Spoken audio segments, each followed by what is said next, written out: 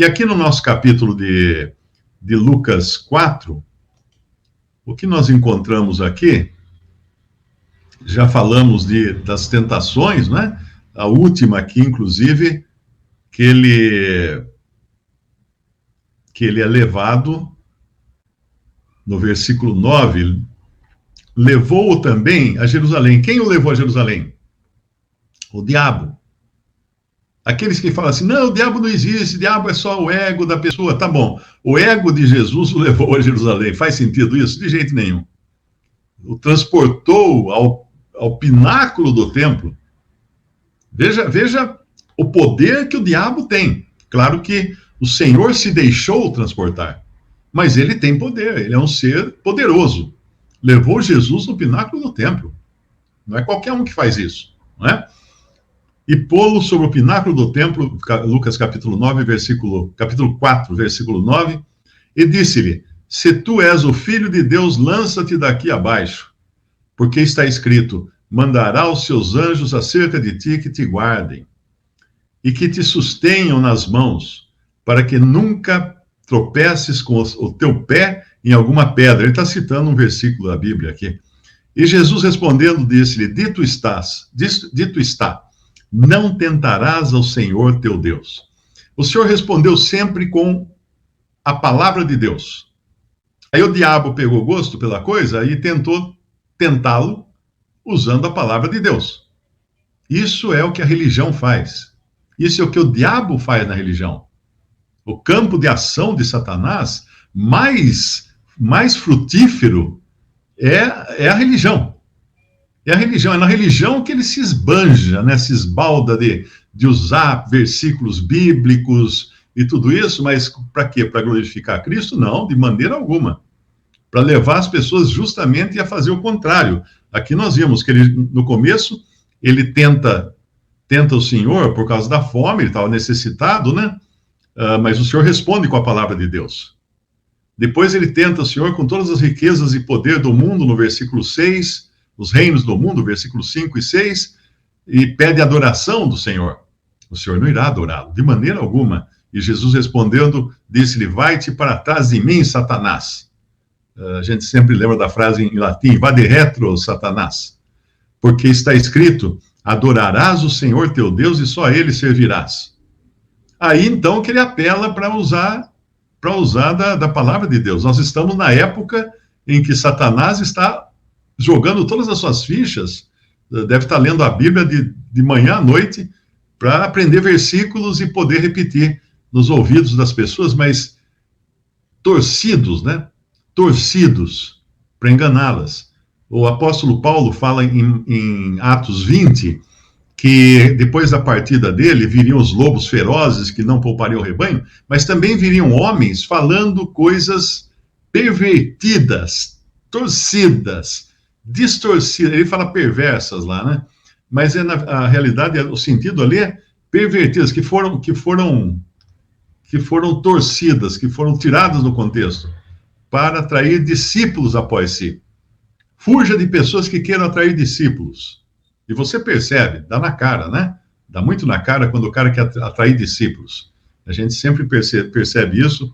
Pessoas que já estiveram congregadas ao nome do Senhor, quando você percebia que o cara começava a levar um grupinho assim, mais jovem, geralmente mais jovem, os que querem discípulos, eles procuram aqueles que estão engatinhando na fé, levar para um canto e ficar lá ensinando coisa e tal. Passava um tempo, revelava-se, né, que o que ele queria mesmo eram discípulos. Então, aqui, Satanás vai usar da religião. É na religião que se encontra o seu maior campo de ação, porque ele é um anjo, ele é um querubim, ele é um ser espiritual. Então, nesses tempos de hoje, quando fala assim, não, mas aquilo ali, o site é muito espiritual, é muita coisa espiritual que eles falam lá, então danou, porque aí que está o perigo, aí que mora o perigo.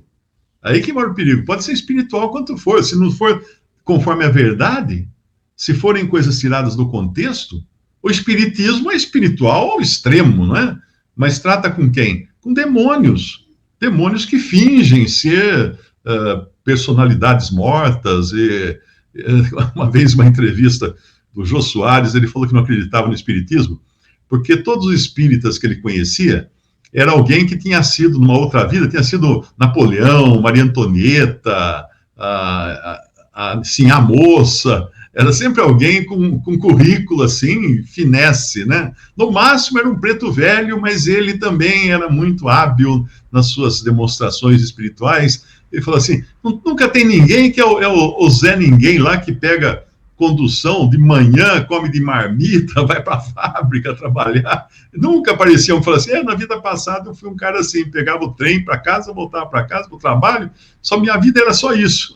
Nunca aparece um que é assim, né? Tem que ser sempre alguém que tem uma história por trás, uma coisa romântica, tipo novela da Sete, que tinha antigamente, aquelas de Escrava Isaura, né? Esses caras dão ibope quando passam para o além e passam a ser a fantasia de demônios que se apresentam como sendo personagens do passado. E não são. Não são. Se você está sendo influenciado pelo espiritismo, eu digo para você, conheço muitos espíritas, pessoas muito bondosas, muito caridosas e tudo, mas estão enganados e sendo enganados. Sendo enganados, porque a Bíblia fala isso, né? A Bíblia fala dos demônios que vêm enganar. Mas aqui no nosso capítulo, então, ele é levado para cima do pináculo do templo, e o que o diabo sugere, se tu és o Filho de Deus, toda essa tentação aqui era para desafiá-lo a mostrar que ele era o Filho de Deus. Isso é muito interessante porque pessoas incrédulas, pessoas céticas, sempre falam assim, me dá uma prova que Jesus é real ou que Deus existe, qualquer coisa. Eu falo o que eu falei uma vez, eu fui visitar um amigo, que inclusive já faleceu há alguns anos, faleceu até novo, e ele era comunista, roxo, né? O cara era, na sala dele tinha um quadro, não sei se era Lenin ou Marx, alguma coisa assim, na sala, ó, ele e a mulher dele, os dois eram vermelho até debaixo da unha. Eu fui visitá-lo para evangelizá-lo, porque ele conhecia, fazia parte de amigos do meu pai, o pai dele e tal. Aí sentamos na sala e eu, Bíblia. Chegou uma hora, acho que ele não aguentou mais, não queria mais ouvir, né? Aí eu falei assim, então eu vou fazer o seguinte, eu vou te dar uma prova de que Deus existe. Você quer uma prova de que Deus... eu quero. Duvido que você consiga me provar que Deus existe. Então tá bom. Eu vou embora agora. Na hora que eu sair, você vai no seu quarto, ajoelha ao lado da cama e pede a Deus para ele revelar a você. Não, de jeito nenhum. Então, você tem medo. Seu problema não é que Deus exista ou não exista. Você tem medo de ter um encontro pessoal com Cristo. Você tem medo de que Deus vai tirar de você todas essas ideias que você tanto tempo acalentou. Você tem medo. Mas você vai ter que conhecer que Deus existe. Nesse momento agora, ele já sabe disso. Não sei se foi salvo ou não, espero que tenha sido salvo, mas ele já sabe, porque ele já morreu.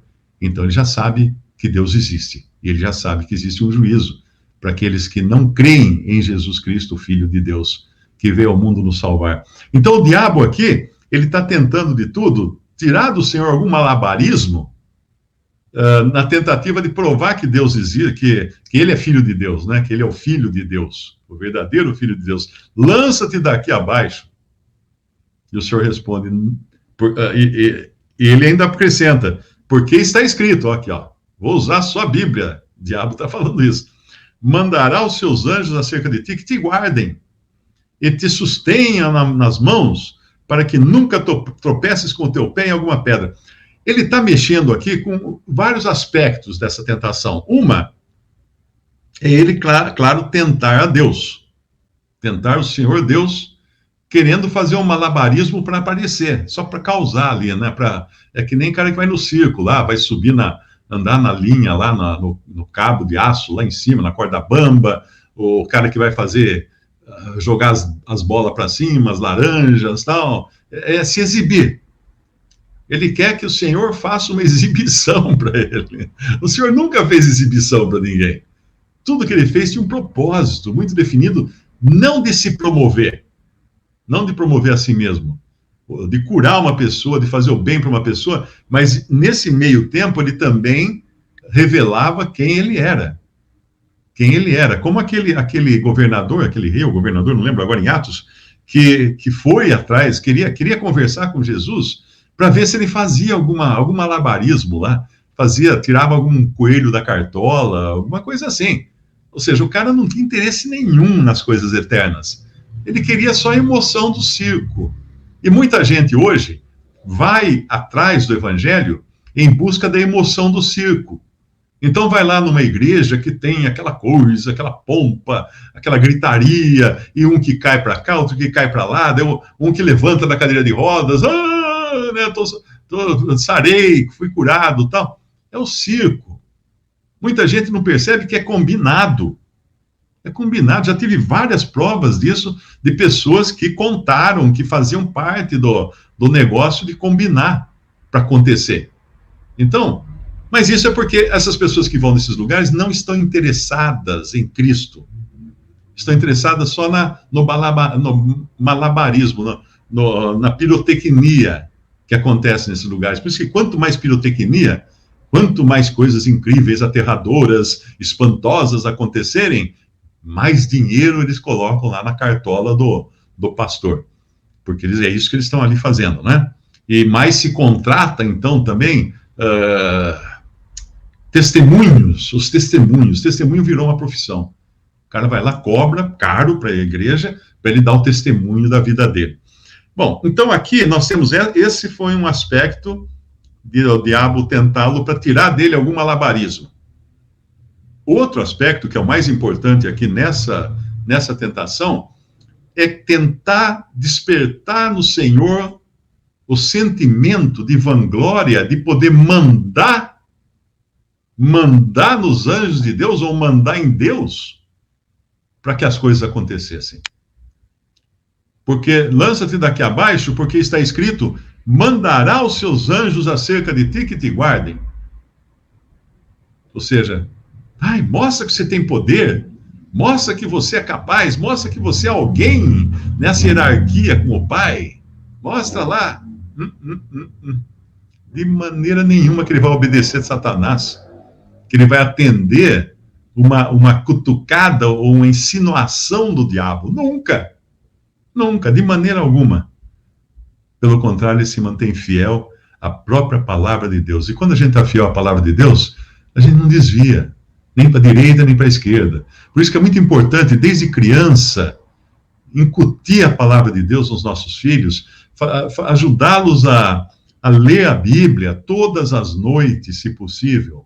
Sempre lendo a Bíblia, o tempo todo lendo a Bíblia, decora versículo, fala versículo, canta corinhos, enche a mente da criança de palavra de Deus. Porque quando ela tiver um problema na vida dela, não importa em que estágio da vida ela esteja, uma palavra qualquer da palavra de Deus vai saltar na mente dela, virar a memória, que será justamente a solução para aquele momento que ela está passando. Quantas pessoas, na hora da tribulação, na hora do desespero, foram acalentadas, né, foram consoladas por um versículo que veio à mente. Naquela hora veio um versículo à mente que lavou a alma, né, como a gente costuma falar. Resolveu tudo, de repente mudou a perspectiva da pessoa, por causa de um versículo.